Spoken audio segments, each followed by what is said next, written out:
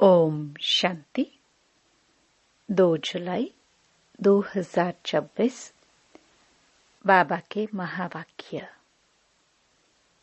मीठे बच्चे, तुम विकारों का दान दे दो तो राहु का ग्रहण उतर जाएगा। दे दान तो छूटे ग्रहण। प्रश्न। वृक्षपति बाप अपने भारतवासी बच्चों पर बृहस्पति की दशा बिठाने के लिए कौन सी स्मृति दिलाते हैं? उत्तर। हे भारतवासी बच्चों, तुम्हारा आदि सनातन देवी देवता धर्म अति श्रेष्ठ था। तुम सर्वगुण संपन्न 16 कला संपूर्ण थे। तुम मुझ सागर के बच्चे काम चिता पर बैठ काले हो गए हो। ग्रहण लग गया है। अब मैं तुम्हें फिर से गोरा बनाने आया हूँ। यह स्मृति आने से बृहस्पति की दशा बैठ जाती है। गीत। ओम नमो शिवाय। ओम शांति। यह किसकी महिमा सुनी? बेहद के बाप की। ऊंचते ऊंच बाप परमपिता परमात्मा ही है। लौकिक बाप के लिए तो सब नहीं कहेंगे। बच्चे जानते हैं सब आत्माओं का पारलौकिक बाप वह है ऊंचते ऊंच। उनका नाम ही है शिव। बिगर नाम रूप के तो कोई चीज होती नहीं। इस समय सबको राहु का ग्रहण लगा हुआ है, इसलिए इनको आयरन एज्ड वर्ल्ड कहा जाता है। दशाएं भी होती है। बृहस्पति की दशा, शुक्र की दशा। अब तुम्हारे ऊपर है बृहस्पति की दशा, जिसकी महिमा सुनी ऊंचते ऊंच भगवान शिव बाबा। उनका असुल नाम है शिव। बाकी किस्म किस्म के अनेक नाम रख दिए हैं। असुल नाम है शिव बाबा। बाप समझाते हैं मैं बीज रूप चैतन्य हूँ। सत चित कहते हैं, फिर कहते हैं वह सुख का सागर है, आनंद शांति का सागर है। महिमा सारी उस एक की ही है। भारतवासी महिमा गाते हैं, परंतु समझते कुछ भी नहीं। एकदम पत्थर बुद्धि हो गए हैं। पत्थर बुद्धि किसने बनाया? रावण ने। सतयुग में भारतवासी पारस बुद्धि थे। आज से 5000 वर्ष पहले यह भारत पारसपुरी था, जिसमें देवी देवता रहते थे। भारत ही अविनाशी खंड गाया हुआ है। भारत में ही पारस बुद्धि देवताएं थे। इस समय पत्थर बुद्धि पतित रहते हैं। पतित कैसे बनते हैं, यह भी बाप ने समझाया है। द्वापर में जब काम चिता पर बैठे हैं तो काले बन जाते हैं। काम अग्नि में सब भस्म हो गए हैं। उसमें भी खास भारत की बात है। भारत में पारस बुद्धि देवताओं का राज्य था। उनको विष्णुपुरी राम राज्य भी कहा जाता था। यह बाप आकर बताते हैं, मीठे मीठे लाडले बच्चों, जब तुम सतयुग में थे सर्वगुण संपन्न थे। यह तुम्हारी महिमा है। वहां विकार होते नहीं। द्वापर से रावण 5 विकारों का राज्य शुरू हुआ है। तो राम राज्य बदलकर रावण राज्य होता है। अभी ग्रहण लगा हुआ है। बिल्कुल ही भारत काला हो गया है। बृहस्पति की दशा सबसे अच्छी होती है। भारत पर बृहस्पति की दशा सतयुग में थी। फिर त्रेता में शुक्र की दशा तो 2 कला कम हो गई। उसको कहा ही जाता है सिल्वर एज। फिर द्वापर कलयुग आया। सीढ़ी उतरते आए। शनिचर की दशा हुई। इस समय सब पर राहु की दशा है। सूर्य को ग्रहण लगता है तो कहते हैं दे दान तो छूटे ग्रहण। अब रूहानी बाप बच्चों को समझाते हैं। यह है रूहानी ज्ञान। यह कोई शास्त्रों का ज्ञान नहीं है। शास्त्रों के ज्ञान को भक्ति मार्ग कहा जाता है। सतयुग त्रेता में भक्ति होती नहीं। ज्ञान और भक्ति फिर है वैराग्य, अर्थात इस पुरानी दुनिया को छोड़ना होता है। यह है शूद्र वर्ण। विराट रूप दिखाते हैं ब्राह्मण, देवता, क्षत्रिय, वैश्य। यह भारत की ही कहानी है। विराट रूप बनाते भी हैं, परंतु पत्थर बुद्धि समझते नहीं। पत्थर बुद्धि क्यों है? क्योंकि पतित हैं। भारतवासी ही पारस बुद्धि थे, संपूर्ण निर्विकारी थे। आज से 5000 वर्ष पहले भारत स्वर्ग था और कोई खंड नहीं था। यह बाप समझाते हैं। यह राजयोग कौन सिखाते हैं?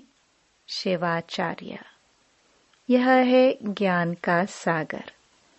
कोई मनुष्य को ज्ञान का सागर, सर्व का पतित पावन नहीं कह सकते हैं।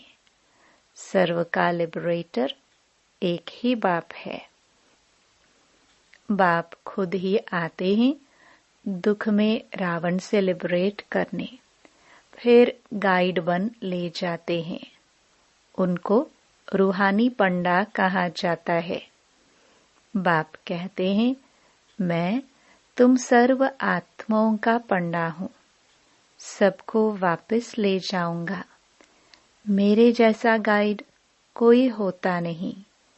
कहते भी हैं God father is liberator, guide, blissful. सबके ऊपर रहम करते हैं, क्योंकि सब सागर के बच्चे कामचिता पर बैठ जल मरे हैं। उसमें भी खास भारत की बात है। बाप कहते हैं तुम 16 कला संपूर्ण निर्विकारी थे। अब कामचिता पर बैठ तुम क्या बन गए हो?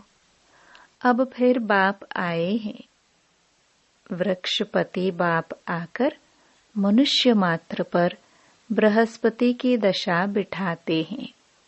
खास भारत आम विश्व पर इस समय राहु का ग्रहण लगा हुआ है। बाप कहते हैं मैं ही आकर भारत की खास दुनिया की आम गति सद्गति करता हूँ।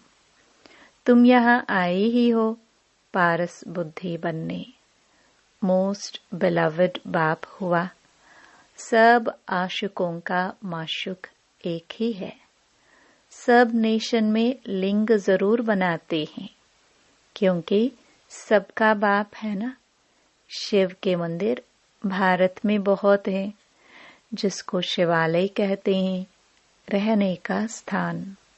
सतयुग में है देवी देवता धर्म के मनुष्य, परंतु वह धर्म कब था, उन्हों का राज्य कब था, यह पता नहीं है।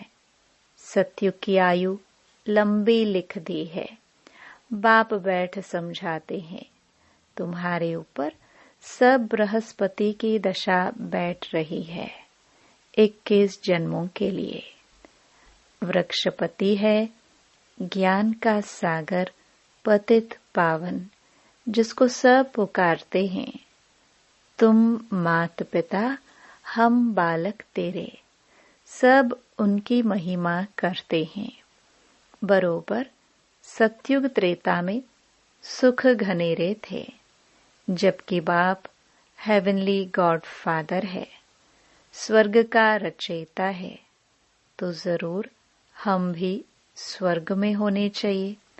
बाप समझाते हैं, तुम सब स्वर्गवासी थे, अब नरकवासी बने हो। भारत की ही आदि सनातन देवी देवता धर्म है। जैसे क्रिश्चियन धर्म के हैं, वह क्रिश्चियन धर्म के ही चले आते हैं। बाप कहते हैं, तुम देवी देवता धर्म वाले अपने धर्म को क्यों भूल गए हो, जबकि तुम देवी देवता धर्म के थे। बाप स्मृति दिलाते हैं, तुम्हारा सबसे श्रेष्ठ धर्म कर्म था। अभी तुम नीच, पापी, कंगाल बन गए हो। तुम हो ही देवताओं के पुजारी, फिर अपने को हिंदू क्यों कहलाते हो? भारत का यह क्या हाल हो गया है? जो देवता धर्म के हैं, वह विकारी बनने के कारण अपने को देवता कहलाते नहीं। बाप कहते हैं, अभी इस पतित दुनिया का अंत है। महाभारत लड़ाई भी खड़ी है। भगवानुवाच, हम तुमको सतयुग के लिए राजयोग सिखाता हूँ। भगवान तो एक ही है, हम उनके बच्चे सालिग्राम हैं। बाप कहते हैं, तुम जो पूज्य थे वही पुजारी भगत बन गए हैं। अब फिर ज्ञान लेते हो पूज्य देवता बनने के लिए। फिर द्वापर से पूज्य सुपुजारी बन जाएंगे। तुम पूरे 84 जन्म लेते हो। जिन्होंने 84 जन्म लिए हैं, वही आकर ब्रह्मा कुमार कुमारी बनेंगे। ब्रह्मा द्वारा आदि सनातन धर्म की स्थापना, यह भी गाया हुआ है। प्रजापिता है तो बहुत बच्चे भी होंगे, वह तो जरूर यहाँ ही चाहिए। कितनी ढेर प्रजा है। इन ब्राह्मणों को ही फिर देवता बनना है। बाप आकर शूद्र से बदल ब्राह्मण धर्म की स्थापना करते हैं। इस संगम युग पर ही आदि सनातन देवी देवता धर्म की स्थापना होती है। यह है कल्याणकारी संगम युग। इस लड़ाई को ही कल्याणकारी कहा जाता है। इस विनाश के बाद ही फिर स्वर्ग के गेट खुलते हैं। तुम यहाँ आए हो स्वर्गवासी बनने व विष्णुपुरी में चलने। तुम बच्चों पर अब अविनाशी बृहस्पति की दशा है। 16 कला संपूर्ण कहा जाता है। फिर 2 कला कम होती है तो शुक्र की दशा कहा जाता है। सतयुग में बृहस्पति की दशा है। फिर त्रेता में शुक्र की दशा। फिर नीचे गिरते आए हो। मंगल की, शनिचर की, राहु की दशा भी होती है। जन्म जन्मांतर उल्टी दशाएं फिरती आई है। अब बाप द्वारा बृहस्पति की दशा बैठी है। यह है बेहद का बाप, ज्ञान का सागर, पतित पावन। वही तुम्हारा बाप भी है, शिक्षक भी है, सतगुरु भी है। बाकी सब हैं झूठे, किसकी सदगति कर नहीं सकते। इसको कहा जाता है विशियस वर्ल्ड। वह है वाइसलेस वर्ल्ड। अब विशियस वर्ल्ड में सभी बहुत दुखी हैं। लड़ाई मारामारी क्या क्या हो रहा है। इसको कहा जाता है खूने नाहिक। बिगर कोई कसूर के क्या क्या करते रहते हैं। एक ही बॉम्ब ऐसा गिराएंगे जो झट सारे खलास हो जाए। यह वही संगम युग का समय है। तुम देवताओं के लिए फिर नई दुनिया चाहिए।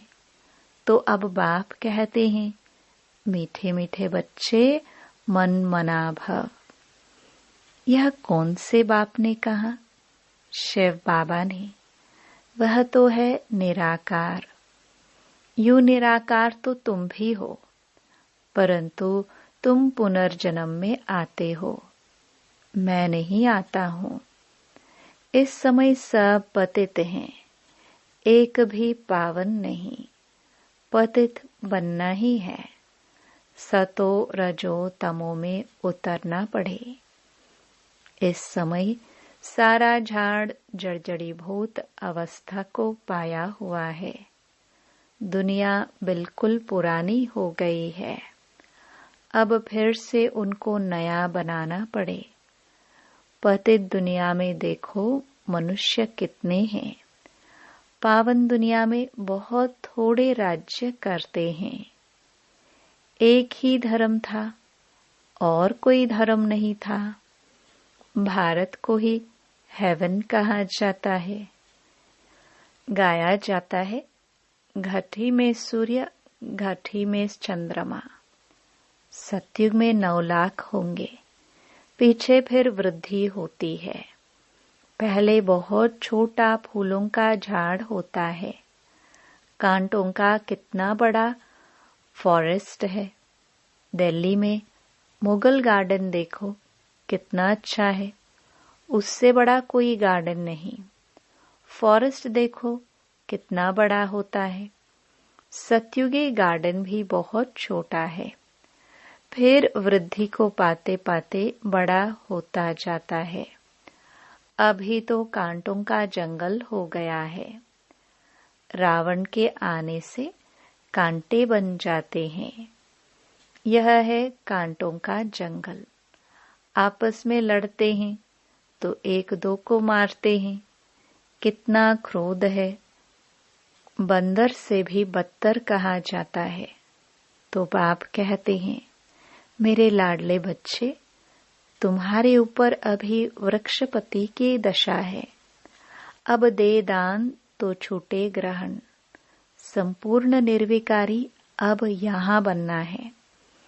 फिर यह शरीर छोड़ जाकर शिवालय में जाएंगे।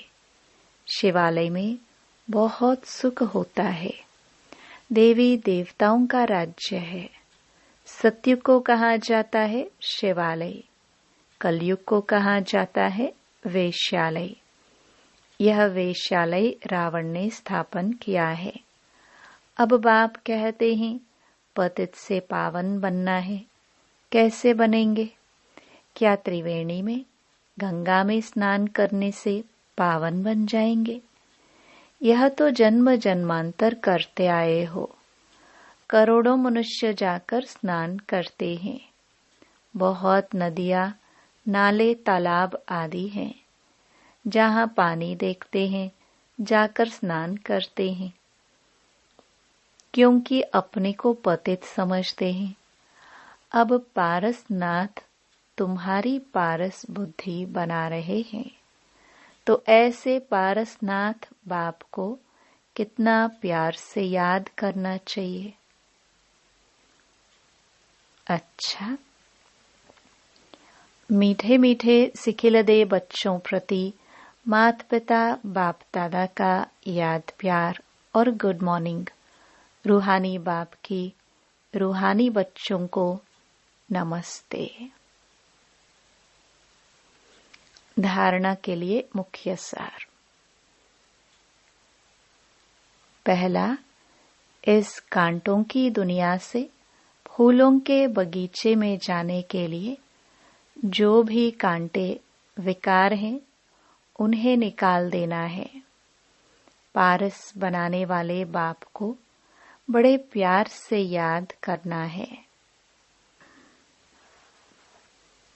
दूसरा, इस कल्याणकारी संगम युग पर शूद्र से ब्राह्मण सो देवता बनने का पुरुषार्थ करना है। राहु के ग्रहण को उतारने के लिए विकारों का दान देना है। वरदान, संगम युग पर हर कर्म कला के रूप में करने वाले 16 कला संपन्न भव। संगम युग विशेष कर्म रूपी कला दिखाने का युग है। जिनका हर कर्म कला के रूप में होता है, उनके हर कर्म का व गुणों का गायन होता है। 16 कला संपन्न अर्थात हर चलन संपूर्ण कला के रूप में दिखाई दे, यही संपूर्ण स्टेज की निशानी है। जैसे साकार के बोलने चलने सभी में विशेषता देखी, तो यह कला हुई। उठने बैठने की कला, देखने की कला, चलने की कला थी। सभी में न्यारेपन और विशेषता थी। तो ऐसे फॉलो फादर कर 16 कला संपन्न बनो। स्लोगन, पावरफुल वह है जो फौरन परख कर फैसला कर दे। ये अव्यक्त इशारे ज्वाला स्वरूप स्थिति में रह शक्तिशाली याद का अनुभव करो। आप बच्चों का योग जब ज्वाला स्वरूप शक्तिशाली होगा, तब पवित्रता की अग्नि सेकंड में विश्व के किचड़े को भस्म कर सकेगी। पवित्रता की यह शक्ति महान शक्ति है। अंत में जब आप संपूर्ण पवित्र हो जाएंगे, तब आपके श्रेष्ठ संकल्प के लगन की अग्नि से यह सब किचड़ा भस्म हो जाएगा। ओम शांति।